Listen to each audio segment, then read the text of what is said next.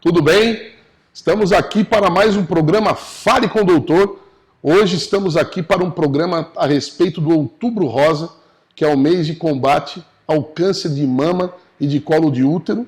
E para isso eu tenho o prazer de ter aqui com a gente mais uma vez Dr. Fernando Vec, que é médico mastologista daqui da cidade de Lages, da Clínica Le Santé, e também atende o Sistema Único de Saúde, é o especialista na área de mastologia. Fernando, seja bem-vindo mais uma vez, Obrigado, meu querido amigo. E vamos conversar sobre o Outubro Rosa.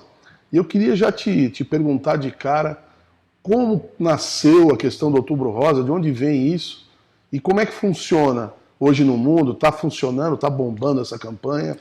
Obrigado, Caio, mais uma vez pelo convite ao Laboratório Saldanha. Eu que te agradeço, cara, mais uma vez pela disponibilidade. Não, é um mês corrido, mas sempre a gente tem que dar um jeitinho. Eu fico imaginando. O Outubro Rosa é um evento mundial que começou em 1997 nos Estados Unidos, quando o Congresso americano ele oficializou através de uma lei como outubro num mês de prevenção contra o câncer de mama. Uhum. Foi uma lei do Congresso americano e coincidiu com algumas atividades que ocorriam no mês de outubro. Algumas caminhadas e tem uma função... Já havia outras campanhas? Outras campanhas? Já havia outras campanhas para a prevenção do câncer de mama. Certo. E como a maioria dessas campanhas ocorria em outubro, o Congresso americano oficializou como mês de outubro na prevenção contra o câncer de mama através do Outubro Rosa. Rosa porque o laço rosa já existia. Assim como existe o laço vermelho na prevenção da AIDS, o laço rosa já simbolizava a luta contra o câncer de mama. Certo. E começou em 1997 e a grande disseminação foi a iluminação de monumentos públicos. Para remeter... Tipo Torre Eiffel, os grandes monumentos. Sim, o primeiro monumento no Brasil iluminado de rosa foi o Obelisco do Ibirapuera, em São Paulo, certo. em 2002. No entanto, o Brasil é mundialmente conhecido através do Cristo Redentor. E houve uma mudança significativa no Outubro Rosa no Brasil em 2008, quando o Cristo Redentor ficou iluminado de rosa. A ideia, hoje a gente tem, inclusive em Lages, o laboratório... Então o Laboratório Saldanha iluminado de rosa, sim, laudo rosa, envelope rosa. Isso envaidece muito o mastologista, pode ter certeza. Bacana. É uma maneira simbólica, visual, de a gente remeter na cor da prevenção contra o câncer de mama. A gente considera muito importante esse engajamento. O laboratório, como instituição de saúde, fazer parte de toda e qualquer campanha que vise o bem-estar das pessoas, né? Diagnóstico precoce. Sim. E tudo isso que envolve o bom andar de um tumor, né? de um tratamento, do diagnóstico ao tratamento. Né? E me diz uma coisa assim, desde 2007, né? 2008. Já são 11 anos. 11 anos. 11 anos depois do primeiro Outubro Rosa. Há quantas anda isso? Vocês têm algum número, a Sociedade Brasileira de Mastologia, a Internacional, vocês têm dados mostrando se essas campanhas têm impacto social? Se está melhorando, por exemplo, o nível de conhecimento das mulheres? Sim, existem estudos, existe um estudo muito, muito importante, na verdade, a resposta à tua pergunta é que não está melhorando. Não está melhorando? Não está melhorando. O Outubro Rosa a gente tem que ter muito cuidado, porque com o boom das redes sociais, existem dois impactos negativos no Outubro Rosa.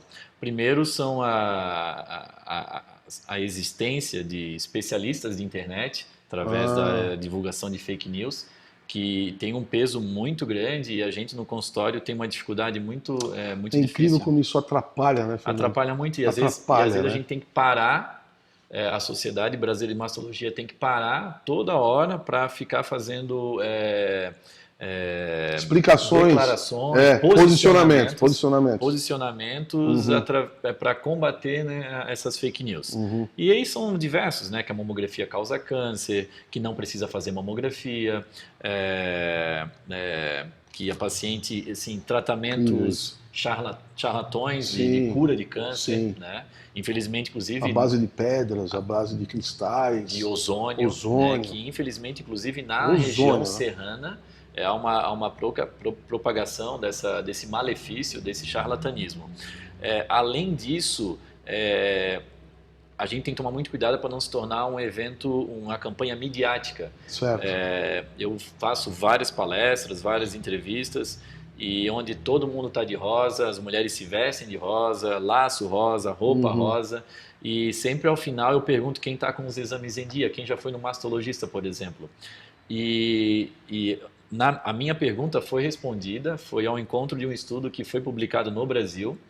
A plateia que estava lá bateu com o estudo. Exatamente. O estudo mostrou que mesmo existe uma norma da Sociedade Brasileira de Mastologia, que é fazer mamografia nas pacientes que não, além de consultas periódicas em exame clínico anual, certo. Além disso, a partir dos 40 anos, nas que não tem histórico familiar ou risco aumentado, elas complementarem a consulta médica com a mamografia bilateral e repetir anualmente. Essa é a norma da Sociedade Brasileira de Mastologia e se repete anualmente até ela ser benéfica.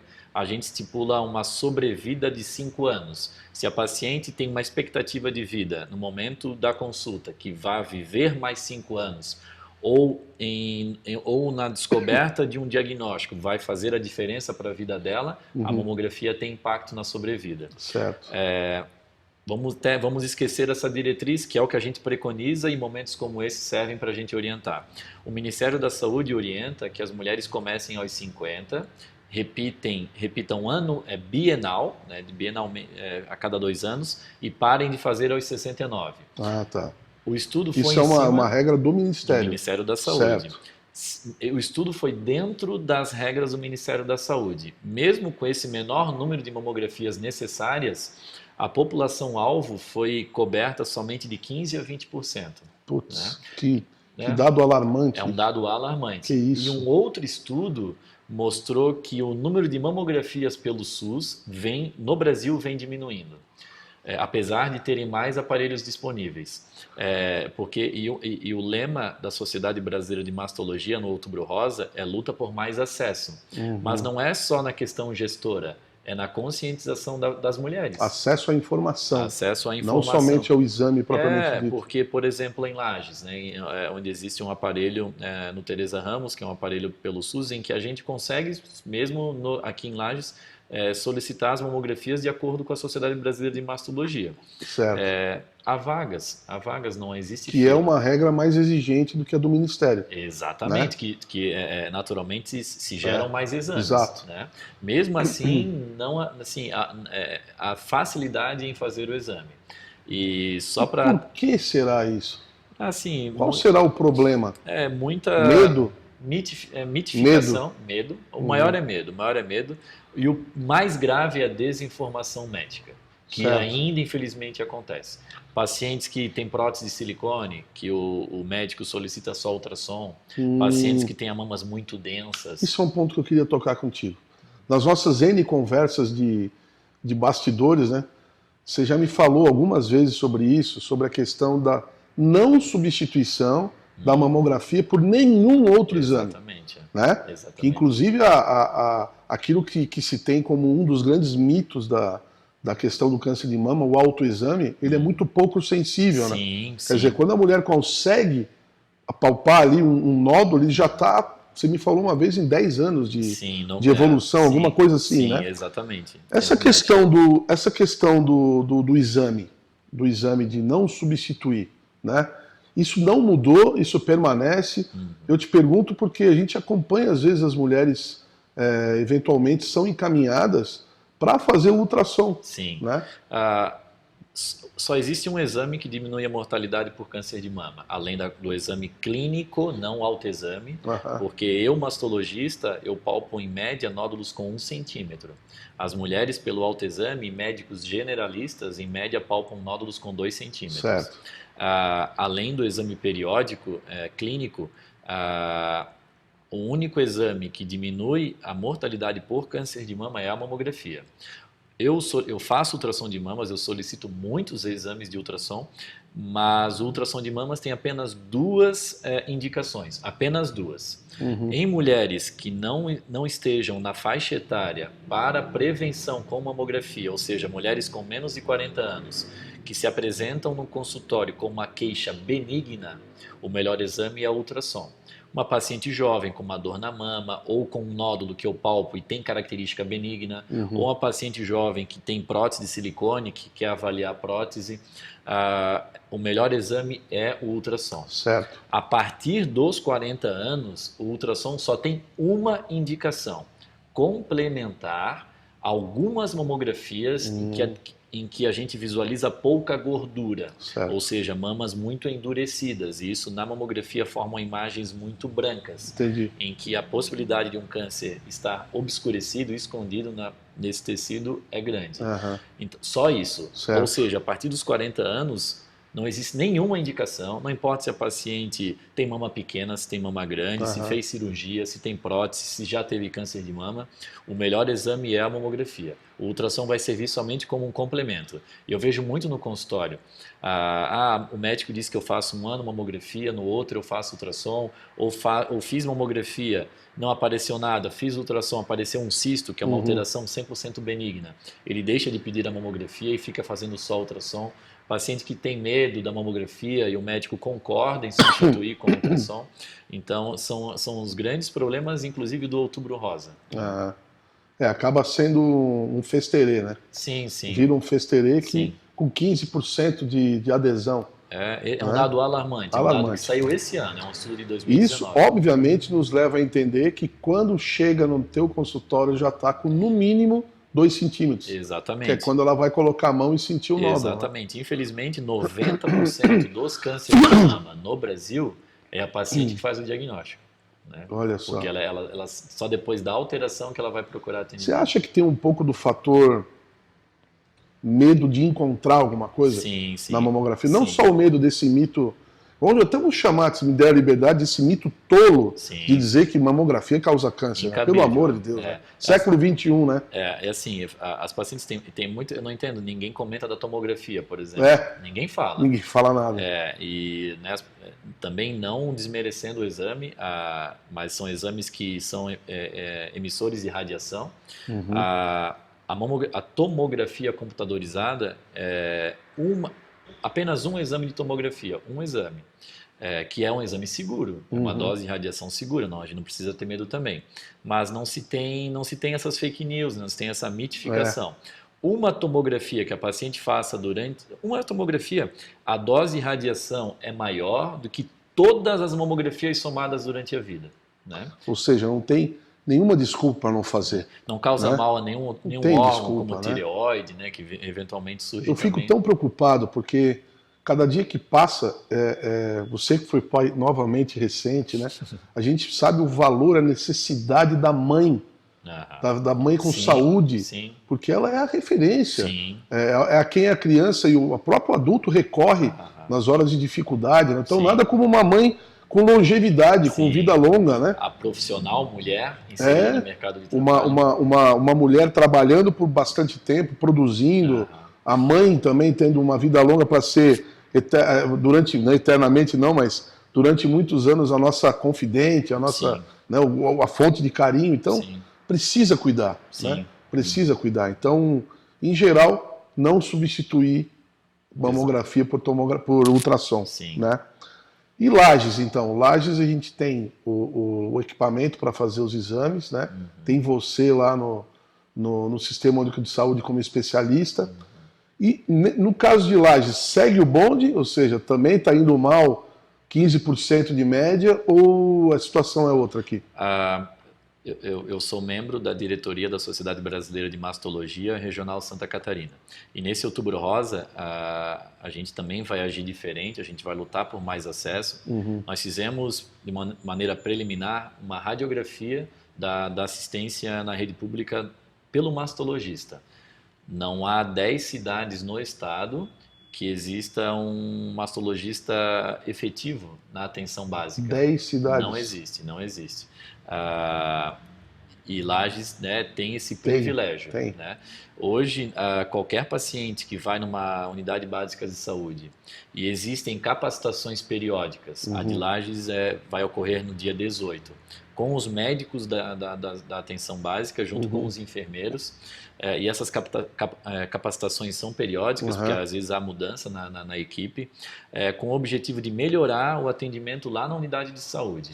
Para ele ter mais valor em examinar as mamas, para ele saber como examinar, saber quais exames solicitar de acordo com a faixa etária e aproximar o elo entre o médico da unidade básica e o mastologista. Hoje, qualquer alteração, a triagem é pela unidade básica, na queixa ou na alteração, ela é encaminhada prontamente para a saúde da mulher, no CEASME, e hoje nós não temos filas de encaminhamento. Hoje a paciente que tem uma necessidade de constar com o mastologista, ela em menos de uma semana ela já chega na consulta. Que massa. Tá muito bom. Muito bom. É uma realidade diferente do estado. E a solicitação de mamografia também a gente pede já lá na saúde da mulher. E as pacientes das unidades básicas que o médico solicita, hoje através do Ciscan, do Cisreg, né, a paciente já sai da unidade com a data e horário do seu exame. Não precisa passar em nenhum órgão, não precisa passar em nenhuma autorização.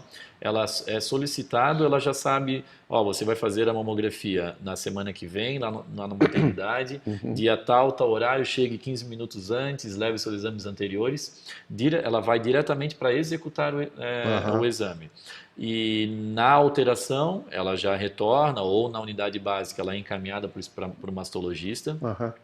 E na alteração, a gente solicita a biópsia, que a gente tem feito também no máximo uma semana, 10 dias. A gente tem com o resultado da biópsia, a gente encaminha para o NACOM, ou para o oncologista clínico, ou para o mastologista, também não há demanda reprimida. Então, existe uma lei federal dos 60 dias, que é entre a transmissão do diagnóstico à paciente ao início do tratamento.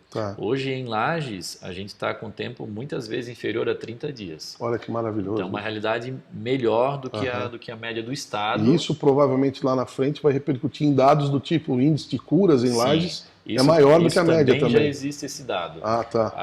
Hoje a gente consegue, foi feito um levantamento desde que há um mastologista efetivo, são 7 anos. Nós temos melhorado os diagnósticos iniciais, nós temos feito mais diagnósticos de câncer de mama, porque o Outubro Rosa e a prevenção não é deixar de ter o câncer, é detectá-lo no começo. Então, tem aumentado a incidência, mas não é motivo de preocupação. A nossa preocupação é aumentar a chance de diagnóstico precoce. Foi feito um levantamento dentro dos prontuários que foram feitos os diagnósticos. Nós estamos fazendo o diagnóstico inicial em 70% das pacientes. É uma realidade melhor do que a média nacional. Que maravilhoso. Isso com certeza está refletindo em maiores chances de cura. Sensacional. Tratamentos menores, tratamentos menos agressivos, um afastamento da paciente do seu meio social, profissional menor. Também, um impacto emocional, cirurgias menores, né? Menor mutilação. Né? O impacto emocional também na família, né? Na família. Está vendo tudo andando certinho. É uma doença familiar, né? Porque o pilar, né, da família é a mulher. Por isso que eu fiz aquele comentário. Sim. Um apelo, né? Sim, e todo mundo fica doente junto, né? Sim, porque a mulher fica a última a ficar doente. Exatamente. A mãe, principalmente, sim. carrega o marido para o hospital, carrega os filhos para pronto-socorro. Mesmo doente. Mas a mãe está lá com dor de dente fazendo tudo isso. Exatamente. Cara, para a gente encerrar, e o pai da Beyoncé?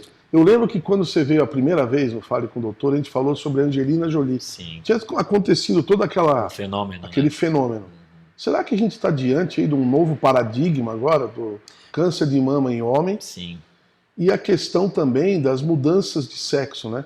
Da questão do trans, Sim, né? Homens trans, mulheres trans. Excelentes perguntas. Questão hormonal, sobrecarga de estrogênio. Com certeza. Como é que está isso no teu dia a dia, na tua vida como mastologista? São duas situações extremamente opostas. Uma, a gente tem algo muito bem estabelecido. Do outro lado, nem nós sabemos direito o que fazer. Uma nebulosa. Exatamente, que a gente vai precisar vivenciar os próximos anos para fazer uma análise retrospectiva para ver como que a gente vai agir.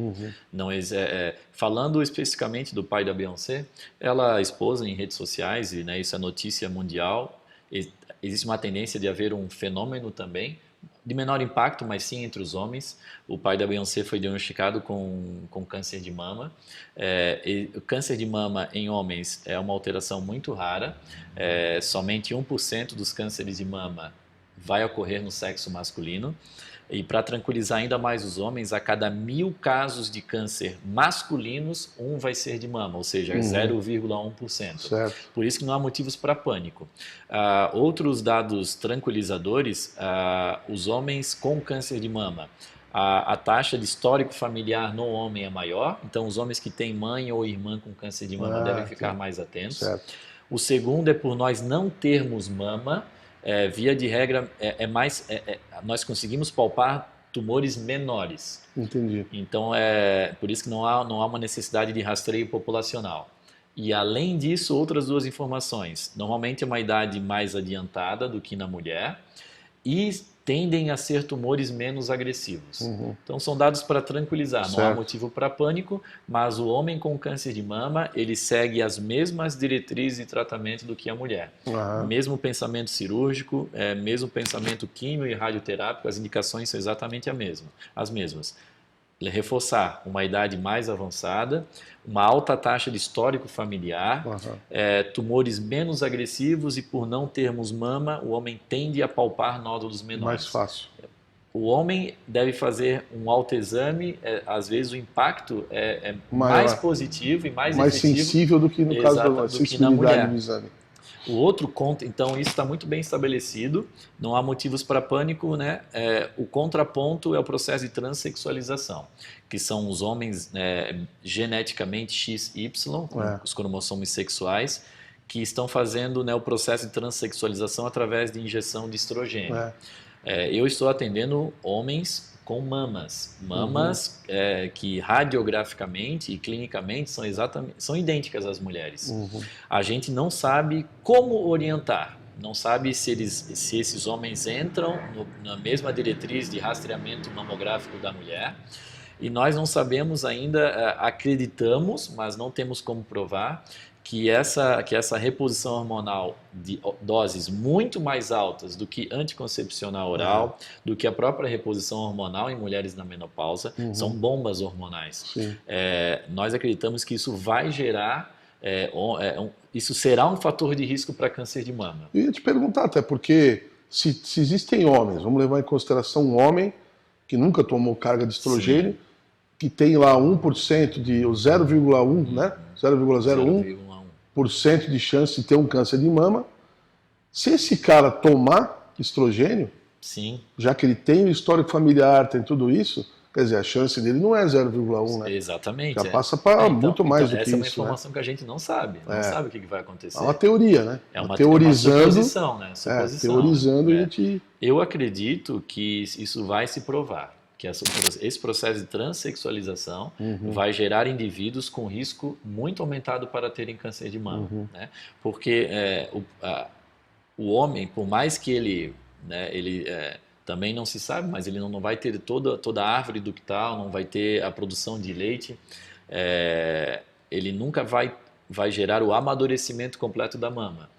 Quanto mais tempo, fazendo o paradigma da mulher, quanto mais tempo a mulher amamenta, quanto mais filhos e quanto mais longa a amamentação, mais amadurecimento a mama dela vai gerar, e quanto mais madura, menor o risco de câncer de mama. Nós nascemos com as mesmas mamas, na puberdade a mulher sofre processo natural com estrogênio, mas essa mama fica imatura até a amamentação. Por isso que mulheres que não amamentam têm um risco um pouco aumentado. Mas é um processo imaturo, natural. São doses naturais de estrogênio, mesmo que ela não amamente. Agora, o homem, com essa reposição em altas doses de estrogênio, a impressão dos mastologistas é que vão se gerar indivíduos com risco muito aumentado para câncer de mama. E como rastreá-los? Mamografias em menor tempo? Então, uma grande incógnita ainda. A gente vai ter que aprender, como outras especialidades estão aprendendo com esse processo. É impressionante. A gente precisa realmente... O laboratório está se adaptando também. Com certeza. Valores de referência, buscar as informações para poder aplicar, né? E também fazer parte dessa nova realidade que está surgindo, né? Para a medicina no mundo inteiro. Sim, né? Vamos ter que nos adaptar. Meu querido amigo, estamos chegando ao fim aí do nosso Fale com o Doutor especial de Outubro Rosa, e eu te deixo à vontade para deixar o teu recado final para as mulheres que estão assistindo a gente, para os maridos, para os filhos, né? Muito obrigado. Prevenção é a palavra, né? Prevenção não deixa marcas. Caio, mais uma vez obrigado. Estou sempre à disposição. Eu me sinto na obrigação, é um momento que a gente precisa arrumar um tempo para esclarecer. A gente sempre orienta que as mulheres não tenham medo, que procurem, né, se prevenir, estejam com a sua prevenção em dia. Quem não se previne não deixa de ter. A reação e o sentimento, existe uma sensação no consultório que ela é imutável. A sensação de uma paciente que recebe um diagnóstico de câncer de mama é a mesma. Exatamente a mesma. Ou seja, quero resolver o quanto antes. Só que existe uma grande diferença. Aquelas que se previnem, elas, via de regra, vão descobrir mais cedo. E isso vai refletir em diagnóstico de cura maior, em chance de cura maior. As que não se previnem, nós vamos correr atrás. E isso precisa ser muito bem estabelecido, inclusive no momento do diagnóstico, que é uma situação diferente. Certo. Por isso que o câncer de mama ainda é a principal causa de óbito por câncer no sexo feminino. E em momentos como o Outubro Rosa, a gente precisa reforçar a informação para ela não ser perdida e para ela não ser distorcida. E menos festerê. Sim. E mais ação. Mais ação, né? mais acesso, mais ação. Você, filho, marido, filha, parentes, pais, mães, vamos conversar em casa sobre isso e tentar fazer com que a mãe ou que a filha faça parte desse projeto de forma ativa. E não somente passiva. Exatamente. E vendo por aí tudo iluminado, mas sem lembrar de proteger a si mesmo. E a gente precisa muito delas, né, cara? Com certeza. Muito. Não vivemos sem elas. Não vivemos sem. É isso, cara. Muito obrigado mais uma vez. Obrigado, cara. Parabéns pelo teu trabalho. Eu ia te perguntar das meninas da Liga, mas nós vamos fazer um especial com elas ainda. Elas estão convocadas. Eu imagino o que elas estão fazendo por aí nesse mês. Elas estão convocadas a virem aqui. Que barato. A Liga da Uniplac, né, da Faculdade de Medicina, que é completa a Liga. Como é que chama a Liga toda mesmo? A Liga Acadêmica de Ginecologia, Obstetrícia e Mastologia, Isso, Lagon. Então, um abraço para as meninas do Lagon e um beijo para todo mundo que está em casa. Obrigado por você acompanhar até aqui. Não esqueça, prevenção. Um abraço, até o próximo Fale com o Doutor. Tchau, obrigado.